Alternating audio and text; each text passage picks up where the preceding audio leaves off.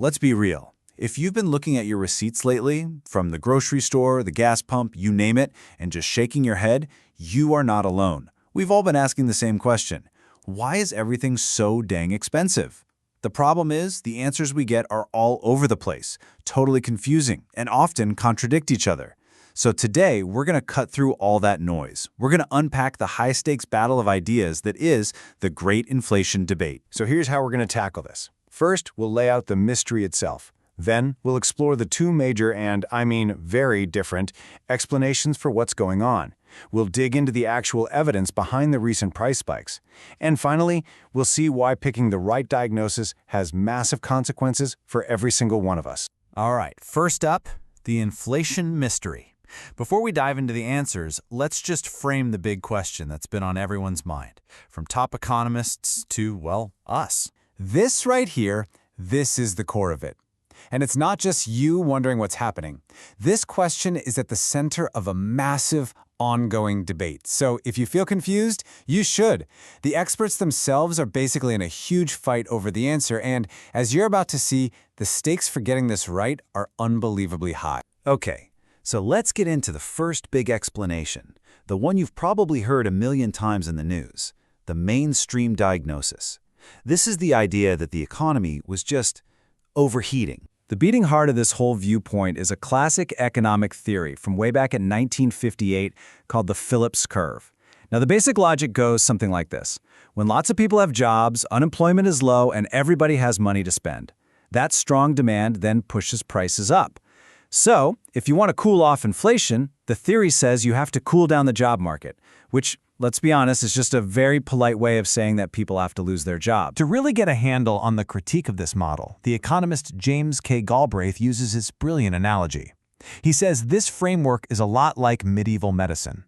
It blames almost every bout of inflation on an imbalance of four economic humors. You've either printed too much money, the government spent too much, the job market got too hot, or everyone just expected prices to go up, and so they did. And look, this is not some fringe idea. This was the view argued very forcefully by hugely influential people, like former Treasury Secretary Lawrence Summers. He was pointing at things like the COVID stimulus checks and the strong job market, warning they'd cause runaway inflation. He was basing his diagnosis on this very traditional framework, even while admitting, as you can see here, that maybe it's not a perfect theory. And this is where that medieval medicine analogy really hits home. The main critique is that no matter which of those four humors you blame, the prescription is almost always the same. Get the Fed to raise interest rates. Critics say this one-size-fits-all cure is just like medieval bloodletting. It's a single, blunt tool you use for every illness, designed to slow the whole system down. But what if that whole diagnosis is just wrong?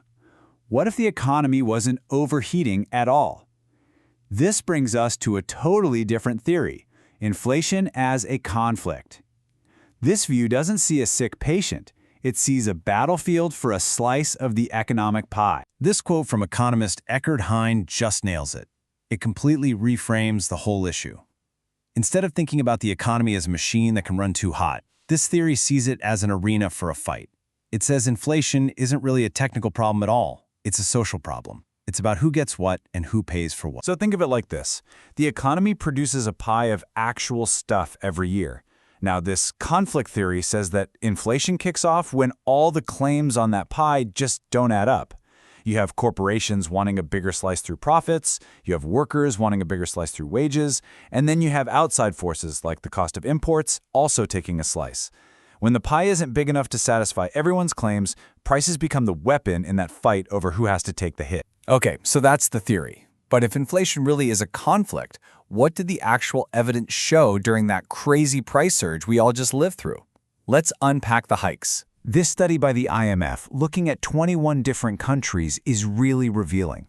It tried to find the real cause of inflation, and guess what? It found that the whole overheating economy thing played a really small part. As you can see on the chart, the main drivers, by a long shot, were specific shocks, especially that massive spike in energy prices that hit literally everyone. And we all felt this directly, right? Remember the chip shortage? It didn't just mess with new car production, it had this huge ripple effect that sent used car prices into the stratosphere. This wasn't a case of too much money chasing too few goods across the board. It was a very specific breakdown in a critical supply chain. This kind of problem has led some economists to give it a new name: seller's inflation. The idea is pretty simple. When a giant cost shock, like fuel prices going through the roof, hits an entire industry, it gives all the big companies an excuse, a kind of cover. They know all their competitors are facing the same pressure, so it's a safe bet for everyone to hike their prices at once, not just to cover costs, but to protect or even grow their profit margins. And you don't just have to take the economist's word on this. You can literally hear it from the companies themselves on their earnings calls. For instance, the company that owns Chili's and Maggiano's said they had permission to price. I mean, they were basically admitting that because of all the chaos, it was the perfect opportunity to jack up prices. And whoa, the data here is it's really striking. Data from the Economic Policy Institute shows that during the recent inflation surge, corporate profits accounted for about 54% of price growth. Just to put that in perspective, their historical average is around 11%. So profits weren't just passing on higher costs, they were taking a much bigger piece of the pie. So we have two completely different stories: an overheating economy versus an economy hit by bottlenecks and conflict. Why does this matter so much? Because at the end of the day, the cure you choose depends on the cause you believe in. And these two causes lead to wildly different cures. And this is where the debate moves from just economics into the real world of politics. You have figures from all across the spectrum weighing in. For example, those who support the conflict theory, like Representative Ocasio-Cortez, argue that the stakes here are just enormous. From their point of view, if you pick the wrong cure, you could end up causing a lot of unnecessary pain for a lot of people. And this brings us right to the policy crossroads. The fundamental choice we have to make. Do you go with the mainstream cure, that one single blunt hammer of raising interest rates to slow the whole economy down? Or do you turn to the challenger's approach, a whole toolkit of more surgical policies designed to fix specific problems without wrecking the entire economy? So instead of that economic bloodletting, this modern medicine approach uses specific tools for specific problems. If you think corporate profiteering is the issue, you could use something like windfall profit taxes or stronger price gouging laws. If you think the problem is brittle supply chains, well, then you make public investments to make them stronger. The idea is to make the cure fit the actual disease. At the end of the day, the evidence from the last few years has been a powerful lesson. It's forcing a huge reevaluation of old theories. It's pushing the entire debate away from seeing the economy as some simple machine that you just tune up or slow down. The new view is of something much more complex, a system that's constantly being shaped by shocks, by corporate strategy, and by pure, raw power. And that leaves us with a really big final thought. If the economy isn't a simple machine, but a complex arena of conflict and power, then what other medicines are out there that we haven't even discovered yet?